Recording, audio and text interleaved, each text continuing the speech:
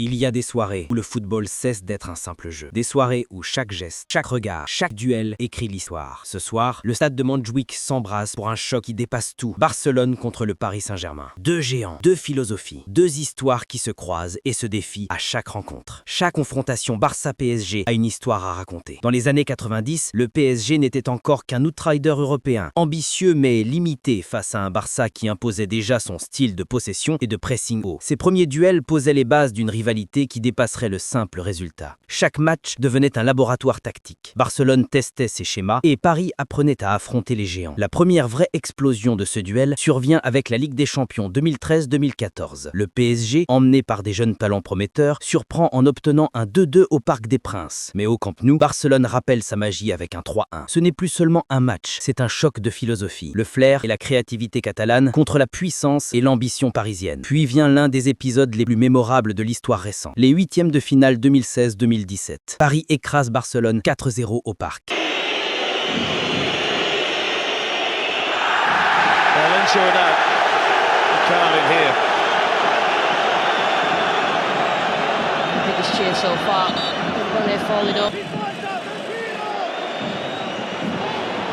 Vitinha.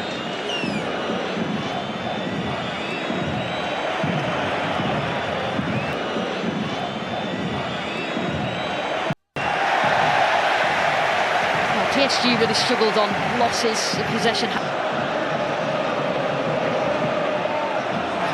Lamar goes outside of Nuno Mendes and beats him and struck it in and Barcelona lead. Well, Rafinha celebrates the goal, but that was wonderful build-up play and approach play from Lamine Yamal, this sensational teenager. Rafinha in the right place at the right time again.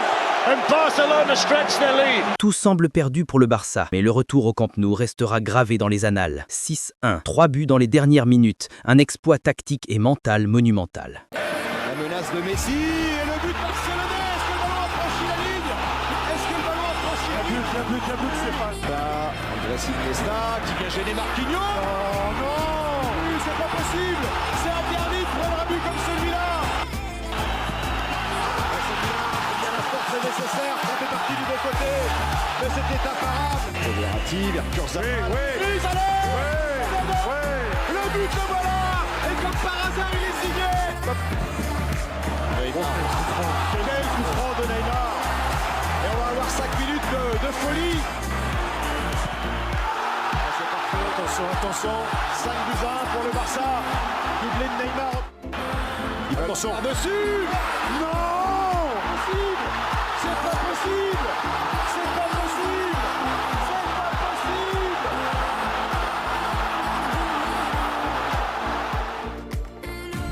Ici, le football dépasse la simple technique. C'est un duel de volonté, de lecture du jeu et de résilience. Les affrontements suivants montrent une montée en puissance du PSG, désormais armé de stars mondiales. Barcelone, fidèle à son style, répond par sa jeunesse et sa créativité. 2019-2020, Paris 1-4 Barcelone, puis un 1-1 tendu au retour. 2020-2021, 2-1-1 serré. Chaque match est une démonstration tactique. Pressing, transition rapide, exploitation des failles. La rivalité ne se joue plus seulement sur les talents individuels, mais sur l'ingéniosité des entraîneurs et la psychologie des joueurs. Aujourd'hui, ce duel a atteint son apogée. Le PSG, fort de ses stars et de son ambition sans limite, affronte un Barça jeune, technique, mais discipliné. Chaque rencontre est une bataille stratégique. À Paris, le PSG impose sa puissance physique et sa vitesse en contre. Au Camp Nou, Barcelone libère sa magie, joue sur les espaces et cherche à maîtriser le tempo. Les regards sur le terrain racontent déjà l'histoire. Ego, fierté, volonté, et chaque action devient cruciale.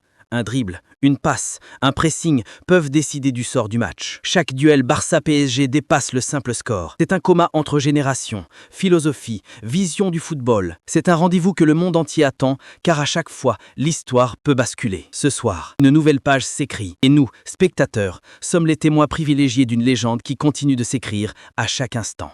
Barcelone arrive sur le terrain avec une confiance retrouvée. Leader de Liga, invaincu depuis plusieurs semaines, le club catalan a retrouvé une identité claire sous Hansi Flick. Pressing haut, possession intense, transition rapide et attaque sur toutes les lignes. Champion d'Europe en titre, Le PSG porte une pression immense. Luis Enrique connaît les enjeux. Une défaite à Barcelone pourrait coûter cher. Mais le club parisien est diminué. Marquinhos, Dembélé et Kvaratskhelia sont absents. Vitinha incertain. L'armada offensive habituelle est amputée, laissant place à des jeunes comme Zahir Emery, qui doit désormais guider et inspirer ses coéquipiers, ou Barcola et Ramos, prêts à frapper à la moindre faille. L'objectif parisien est clair, tenir, résister, surprendre. Mais dans le vestiaire, certains rêvent plus, faire vaciller le Barça, prouver que même diminué, Paris peut régner sur l'Europe. Pour Barcelone, la victoire n'est pas seulement un résultat, c'est une démonstration.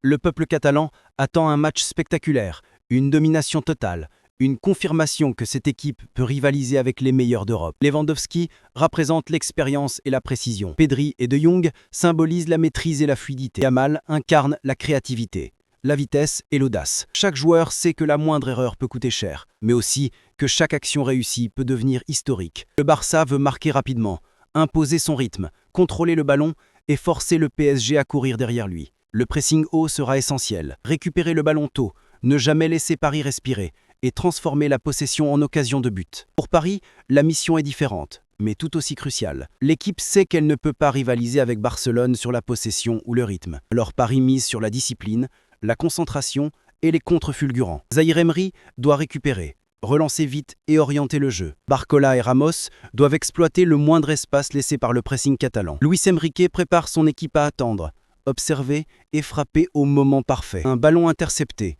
un espace dans la défense adverse, et Paris peut transformer une situation défensive en but décisif en quelques secondes. Côté psychologique, l'enjeu est énorme. Résister à Montjuïc, un stade chargé de passion et d'histoire, et prouver que même diminué, Paris peut créer la surprise.